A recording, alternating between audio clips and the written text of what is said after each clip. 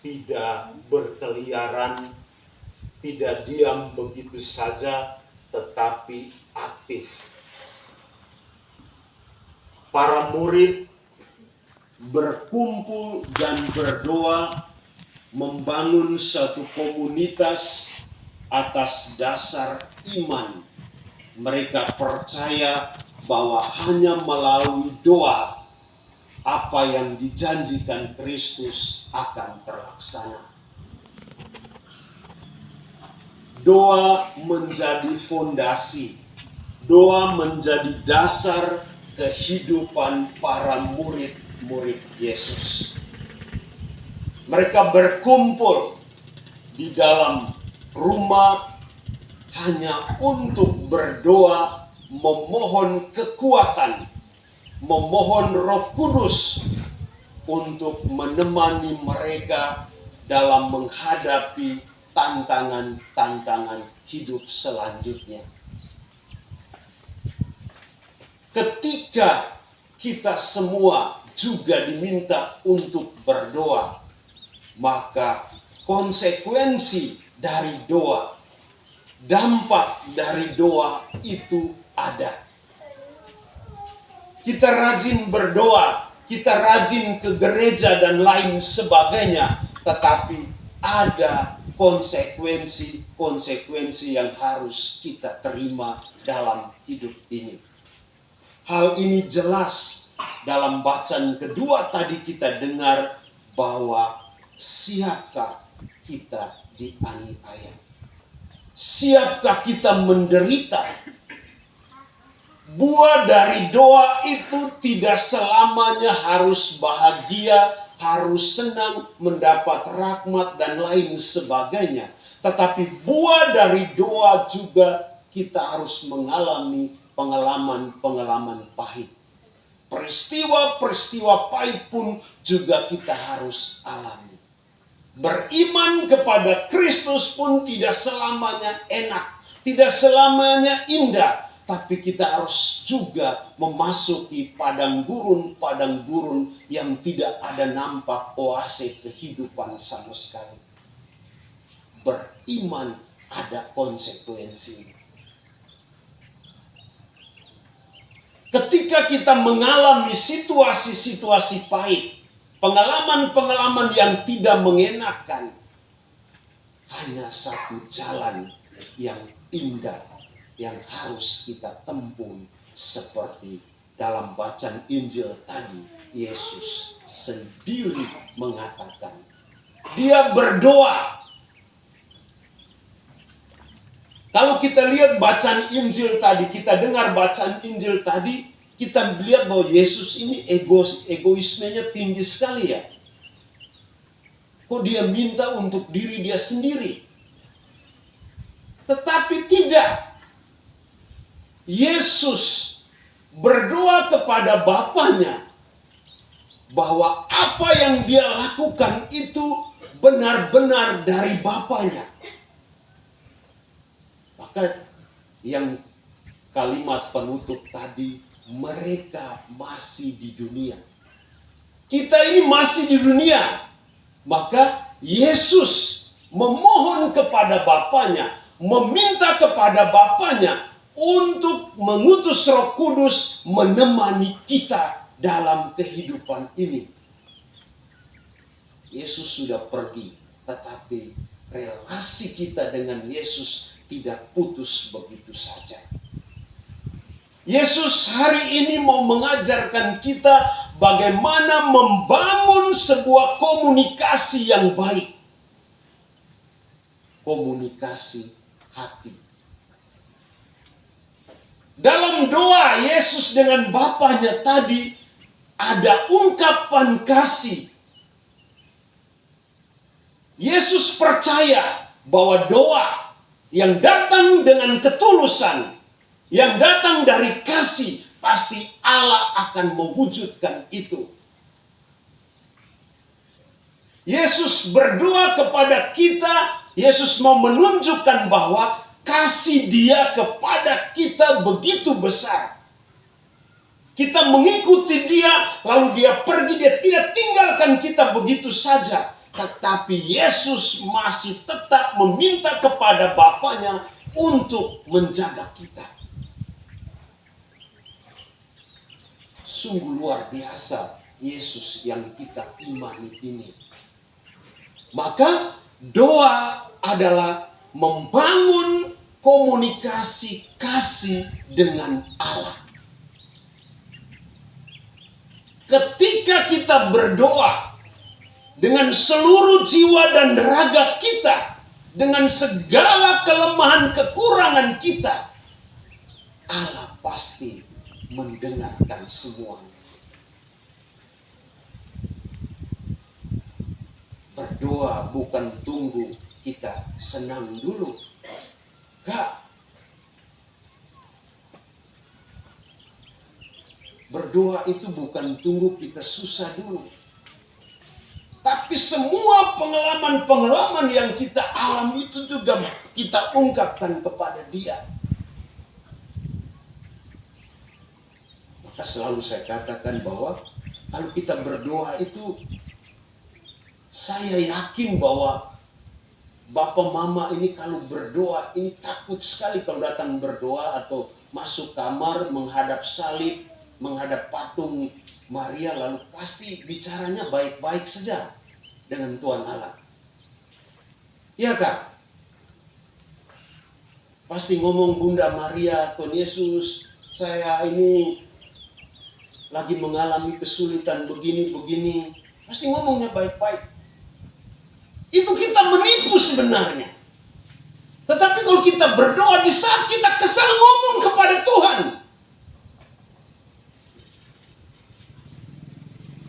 Yesus, kenapa kau buat saya begini-begini? Ngomong, karena doa itu dialog, bukan monolog. Ungkapkan semua apa yang ada di dalam hati kita. Komunikasi yang kita bangun dengan Allah itu kita bicara semua. Marah-marah. Tuhan Yesus, hari ini saya lagi marah. Seperti saya kalau sudah pusing, saya masuk kapel, saya angkat tangan tunjuk salib. Kau sudah panggil saya, lo kau mau buat saya susah lagi. Apa? Karena siapa? Itu datang dari dalam hati, pengakuan jujur kepada Tuhan. Dan itu saya mengalami kelegaan di situ, mengalami satu penghiburan rohani di situ.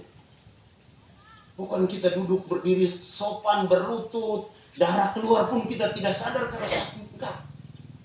Tapi ungkapan semua perasaan, pikiran, pengalaman yang kita alami kepada Dia. Sehingga kita memperoleh, merasakan kelegaan dari Dia. Karena doa itu dialog dua orang. Bukan monolog, hanya kita duduk takut. Ketika kita mengungkapkan semuanya, lalu diamlah 1-2 menit untuk mendengar apa yang dia katakan. Maka kenapa kita selalu diajarkan untuk hening? Kita diajarkan untuk selalu meditasi, untuk mendengarkan Dia. Yesus tadi dalam bacaan itu sungguh luar biasa sekali. Saya refleksikan hari ini betapa Yesus itu berdoa dengan sungguh-sungguh. Dia kayak macam anak kecil yang merengek-rengek meminta Bapaknya untuk kita. Karena apa? Dia tahu bahwa kita ini milik Bapa. Maka dia tidak malu-malu, dia tidak segan-segan meminta kepada Bapa untuk tetap menjaga kita. Ini sungguh luar biasa loh Yesus yang kita imani. Bahwa dia berangkat ke surga, tetapi sekali lagi relasi kita dengan Dia tidak terputus. Berbeda relasi antara manusia dan manusia. Kau sudah pergi selesai, tetapi dengan Yesus tidak. Yesus tetap konsisten kepada Bapaknya bahwa biar saya pergi tapi mereka masih di dunia, tetap temani mereka. Maka disitulah nanti kita merayakan Roh Kudus turun atas para rasul. Oh, Yesus tidak menipu. Yesus benar-benar berdoa, meminta kepada Bapa untuk kita. Maka mari Bapak dan Mama, saudara dan saudari kita terkasih, momen hari ini mengajak kita mengingatkan kembali untuk doa. Doa, entah itu doa pribadi, doa bersama, itu harus kita letakkan menjadi dasar fondasi hidup kita. Tanpa doa, kita akan mengalami seperti perahu kapal di tengah laut yang kehilangan kompas, yang kehilangan arah mudah sekali. Kalau kita sudah tidak berdoa lagi, mohon maaf, hidup kita mengalami kekeringan. Secara jasmani kita kelihatan bahagia dan lain sebagainya, tetapi secara rohani kita mengalami kekeringan.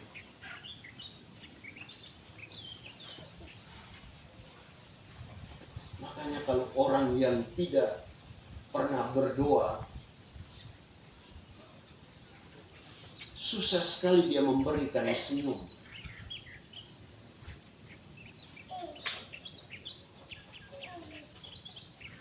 Setiap kali ada persoalan, pasti dia bingung.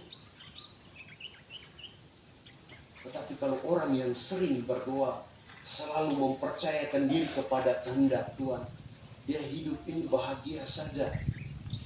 Dia siap dalam segala situasi. Karena dia percaya bahwa apa yang dia lakukan itu adalah kehendak dari Tuhan.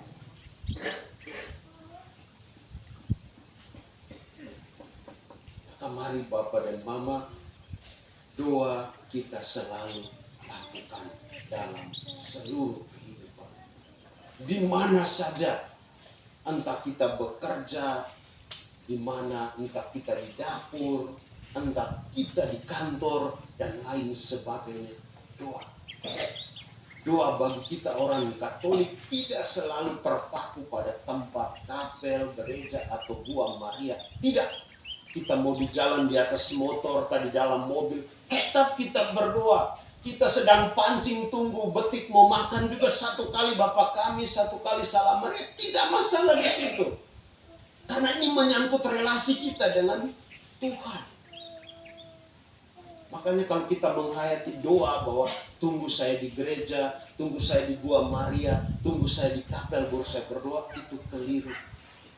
Bagi kita orang Katolik, berdoa itu di mana saja. Mulut tidak mengungkapkan doa, tetapi hati yang mengungkapkan itu.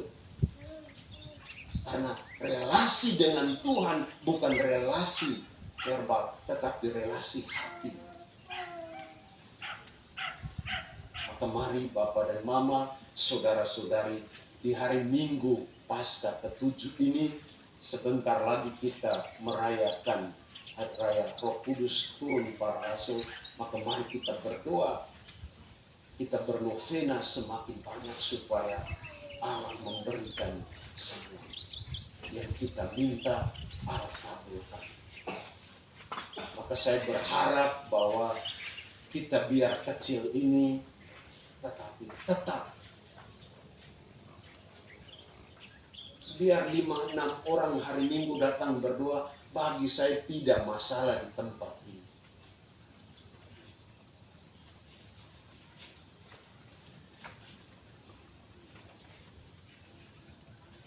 Jangan pernah takut, datang ke kapel ini, lihat cuma 5-6 orang. Usah. Bapak Ibu 2 baru datang kunjung, kita ini satu rahmat. Ya, saya mengatakan begini dalam refleksi saya. Tadi saya datang itu sampai duduk dengar bacaan pertama, kedua itu saya duduk refleksi. Itulah kelemahan kita orang Katolik. Suka atau tidak suka, kelemahan kita orang Katolik di situ. Kita sulit sekali mengunjungi stasi-stasi yang kecil, stasi-stasi yang terpencil. Itu terjadi. Maka jangan heran Gereja yang di kota semakin membeludak orangnya, akhirnya stasinya semakin sepi. Orang yang tinggal di stasi itu lebih senang pergi ke paroki daripada di stasi. Maka saya selalu bertanya nih, Tuhan Allah di paroki dengan Tuhan Allah di stasi itu beda rupanya. Yesus yang di paroki dan Yesus yang di stasi beda rupanya.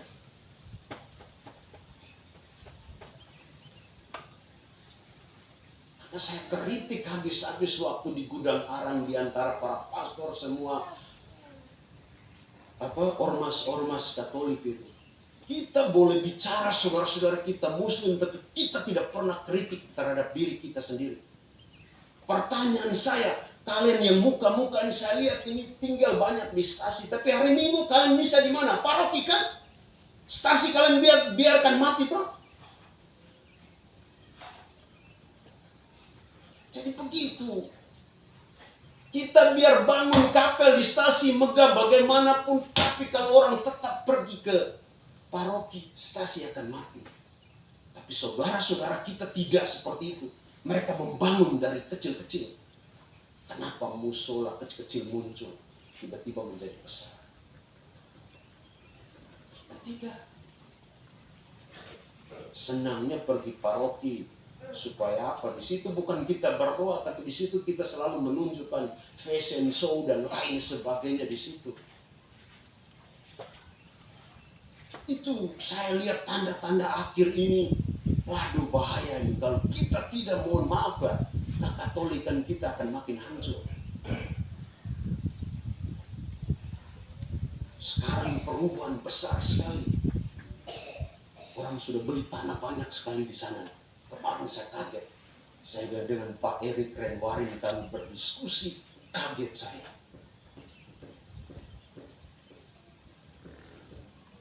Mati kita. Saya bilang tidak apa-apa lah. Tapi kita orang Katolik ini, saya tidak tahu apa ya di sini nih, otak makan betik terlalu banyak kah, bagaimana kah? Kasihan loh bapak mama di stasi-stasi kecil, lingkungan-lingkungan kecil.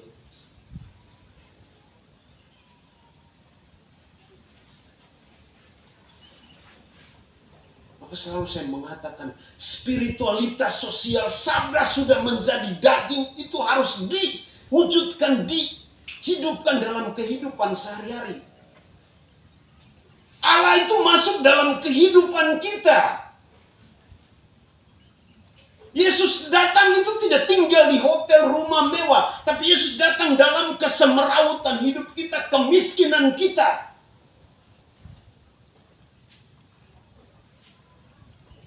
Maka saya selalu, salib ini, Yesus yang tergantung di salib ini, bagaimana kita memandang dia. Jangan melihat bahwa Yesus yang menderita, tidak. Yang kita lihat Yesus disalib adalah saudara-saudara, orang-orang kecil yang menderita, orang-orang kecil yang miskin yang membutuhkan uluran kasih tangan kita. Kenapa Santa Teresia dari Kalkuta keluar dari biara untuk pergi hidup dengan orang-orang miskin di India sana, membalut mereka yang luka, memandikan mereka yang kotor. Karena disitulah Allah itu hadir.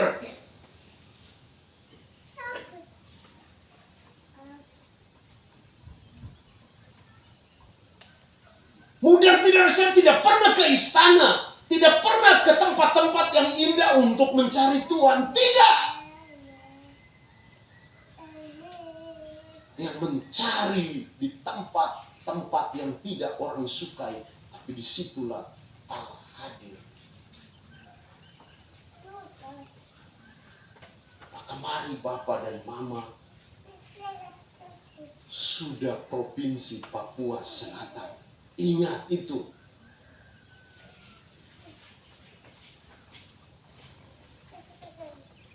Ingat itu, sudah Provinsi Papua Selatan. Tahun lalu hampir-hampir perda pelarangan babi, saya tidak tahu. Nanti akhir tahun ini lagi perda pelarangan, apalagi ke kita ini. Papa Mama mohon maaf, Bapak Ibu kalau PNS saya mohon maaf sebelum saya bicara. Kenapa saya kritik sekali? Selalu saya kritik ASN Katolik, perhimpunan ASN Katolik. Saya satu manusia pertama yang kritik itu saya. Saya tidak larang kamu bentuk ASN Katolik setiap SKPD. Bagi saya tidak larang. Tetapi panggilan menjadi ASN Katolik itu apa? Rubahlah birokrasi yang tidak berpihak kepada masyarakat kecil. Kamu bentuk ASN Katolik lalu Jumat pertama kamu datang berdoa, kumpul uang lalu beli sembako pergi bagi orang. Itu hanya monumental. Tetapi birokrasi yang tidak berpihak kepada masyarakat itu yang diubah. Tidak pernah mereka dengar sampai hari ini. Untung saya bukan PNS. Maka saya berpikir kemarin mereka tawarkan, Bruder jadi caleg sudah. Greget loh, kenapa? Saya belajar. Presiden Paraguay Fernando Lugo itu seorang uskup. Seorang uskup dia. Dia melihat di Paraguay itu ketidakadilan begitu banyak yang menindas masyarakat kecil. Maka dia meninggalkan jubah uskup dia, lalu dia ikut konstelasi presiden. Dia terpilih jadi presiden, lalu apa yang dia lakukan di negaranya? Dia mengadopsi Pancasila, sila kelima, keadilan sosial. Maka Paraguay mengalami perubahan. Dalam hal itu kita sayangkan bahwa dia seorang uskup. Tetapi dengan menjadi presiden dia berbuat kasih lebih banyak.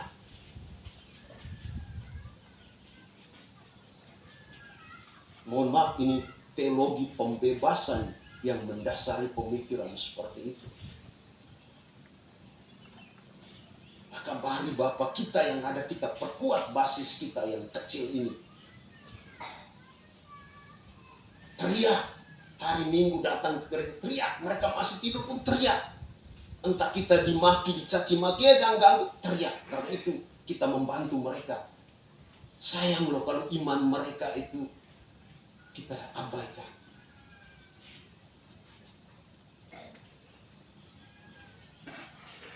Ini semakin banyak. Tanah-tanah sudah semakin habis itu ke sana. Saya sudah tidak tahu lagi nih, orang Katolik sudah di mana lagi, Pak.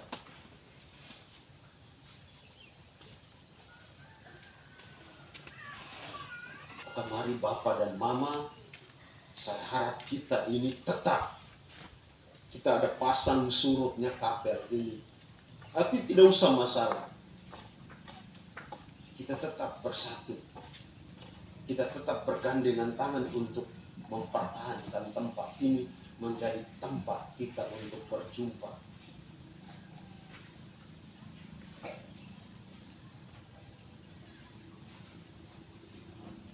Mari kita mohon rahmat Roh Kudus untuk menemani kita dalam karya-karya pelayanan kita.